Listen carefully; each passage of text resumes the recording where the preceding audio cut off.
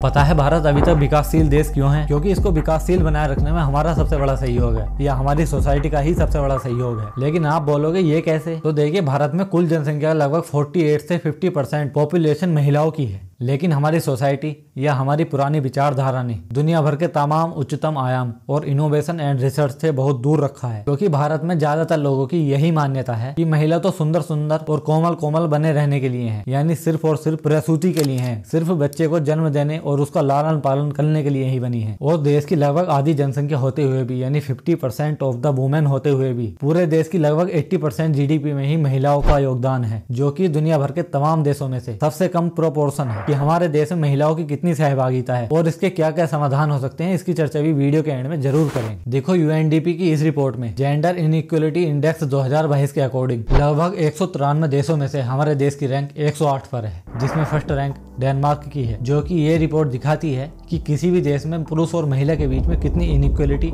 यानी असमानता है। तो आप इसमें भारत की महिलाओं की भी स्थिति देख सकते हो, जिसमें भारत की महिलाएं हेल्थ सेक्टर हो या एजुकेशन सेक्टर हो या कोई भी इकोनॉमिकली सेक्टर हो, उसमें सबसे पीछे ही दिखाई देती हैं अदर देशों के मुकाबले। और उसके साथ ही आप बहुत अच्छे से ये भी जानते होंगे कि जिस देश में महिलाओं को देवी यानी लक्ष्मी के रूप में पूजा जाता है, उसी देश में छोटी बच्चियों को जन्म से पहले या जन्म के बाद मार दिया जाता है because of their gender. The Hindu की ये रिपोर्ट देखो, जिसमें छपा है कि लगभग 2 लाख लड़कियों की हत्या प्रति वर्ष इंडिया में कर दी जाती है। और ये सब होता है सन प्रेफरेंस के लिए, और ये सब बातें हम तक पहुंचती ही नहीं, जस्ट बिकॉज ऑफ गोदी मीडिया। और ऐसा करने के कारण ही पिछले कुछ सालों में 4.6 करोड़ वुमेन इंडिया से मिसिंग है, यानी उनकी हत्या कर दी गई है। देखो, डॉक्टर भीमराव अंबेडकर जी ने कहा था, political power is the key to all social progress. लेकिन इंडिया की पार्लियामेंट में अगर बात करें महिलाओं की भागीदारी की, तो इसमें भी लगभग 193 कंट्रीज में इंडिया की रैंक 149 है, जो कि वाकई बहुत खराब स्थिति है। और देश में 50% महिलाएं होते हुए भी पार्लियामेंट में केवल 14% महिलाओं की ही भागीदारी है। और वहीं पर न्यूजीलैंड ऐसा देश है जहां पर 50% से भी ज्यादा महिलाओं की भागीदारी है, यानी वहां की महिलाएं वहां की पार्लियामेंट में फुल मेजोरिटी में है। वैसे तो अच्छी खबर ये भी है कि पीएम नरेंद्र मोदी ने नारी शक्ति बंधन अधिनियम के तहत लगभग 33% महिलाओं की भागीदारी का आरक्षण को लेकर अधिनियम बनाने की बात कही है, जो कि एक अच्छी बात है। लेकिन मुख्य चर्चा का विषय तो ये है कि ये 50% या 50% से अधिक क्यों नहीं हो सकती। हो तो सकता है,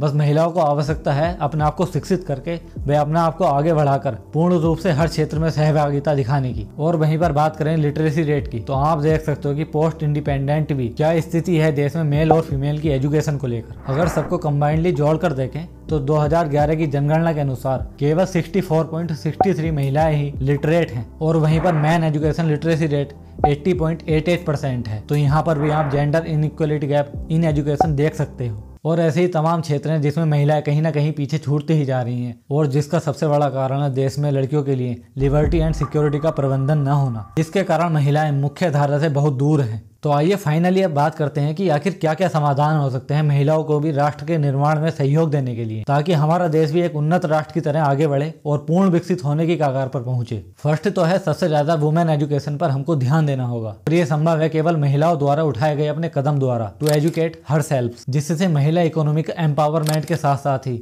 सोशल एम्पावरमेंट को प्राप्त करना काफी आसान है। और हमको आवश्यकता है अपनी दकियानूशी भरी इस सोच को बदलने की, जिसमें हमारे दिमाग में बैठा हुआ है कि महिलाएं तो केवल घर में गृहिणी बनने के लिए और बच्चों की लालन पालन के लिए ही बनी हुई हैं। और मुझे लगता है कि ऐसा तो कहीं पर भी नहीं है, बिकॉज महिलाओं को भी सारे समानता के वो ही राइट दिए जाएं जो एक पुरुष को मिलते हैं। तो हमारे देश की महिलाएं भी हमारे देश को आगे बढ़ाने के लिए कदम से कदम मिलाकर सबके साथ चलेंगी। और साथ ही आवश्यकता है महिलाओं को स्वयं उठकर अपने सेल्फ एम्पावरमेंट के लिए कदम बढ़ाना, जस्ट बिकॉज इंडिया में वुमेन की स्थिति बहुत बदतर है। तो आइए साथ में मिलकर देश के निर्माण के लिए सहयोग करें और अपनी इस छोटी सोच यानी दकियानूसी सोच को छोड़कर सबके प्रति संवेदनशील होकर देश में आगे बढ़ने की कोशिश करते हैं।